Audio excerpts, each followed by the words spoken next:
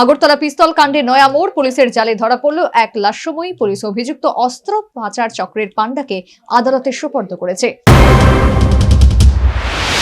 রাজ্যে অতি সক্রিয় হয়ে উঠেছে অস্ত্র পাচারকারীরা। রাজ্যে উঠতি যুবক যুবতীদেরকে অস্ত্র পাচারকারীরা ব্যবহার করছে।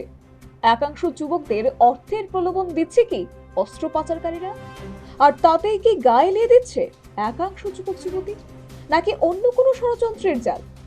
এই ধরনের বিভিন্ন প্রশ্ন উঠে আসছে রাজ্যের বিভিন্ন জায়গা থেকে। অস্ত্র সহ কতিপয় যুবক যুবতী পুলিশের জালে আটকে পড়ে গ্রেফতার হওয়ার পর গত 24শে মে গোপন খবরের ভিত্তিতে আগরতলা রেল স্টেশনে অভিযান চালায় রেল পুলিশ। সেই অভিযানে আগরতলা রেল স্টেশনে পুলিশ সহ ধরা পড়ে দুই যুবক যুবতী। পুলিশের হাতে ধৃত ওই দুই যুবক যুবতীর নাম প্রিয়া দেববর্মা এবং করণ দেববর্মা।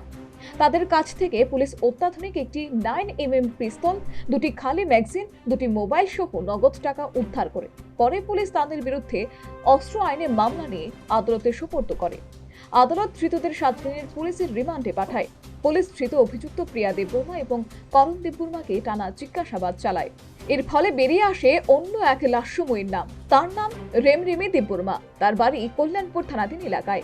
পুলিশ সেই পিস্তল কাণ্ডে অভিযুক্ত সেই 20 বর্ষীয় যুবতীকে গ্রেফতার করে শনিবার আদালতে সোপর্দ করেছে।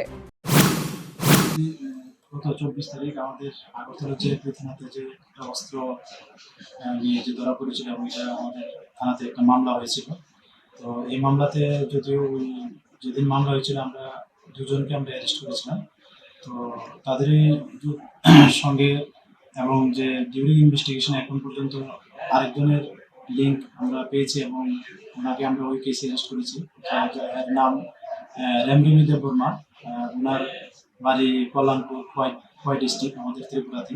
তো আজকে ওনাকে আমাদের মহামান্য আদালতে প্রেরণ করা হয়েছে পুলিশ রিমান্ডে, 3 দিনের পুলিশ রিমান্ডে। কোন জায়গা থেকে ধরা হয়েছে? অ্যাকচুয়ালি প্রিভিয়াস যিনি অ্যারেস্ট হয়েছেন উনিও পুলিশ রিমান্ডে ছিলেন আমাদের জিআরপি থানাতে।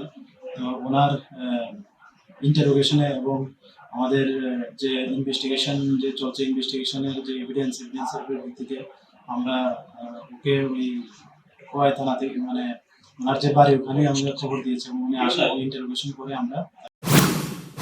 সচেতন মহলের মতে একদিকে রাজ্যে চলছে নেশা বাণিজ্যের বাড়বাড়ন্ত, আর অন্যদিকে এবার অস্ত্র কারবারিদের বাড়বাড়ন্ত।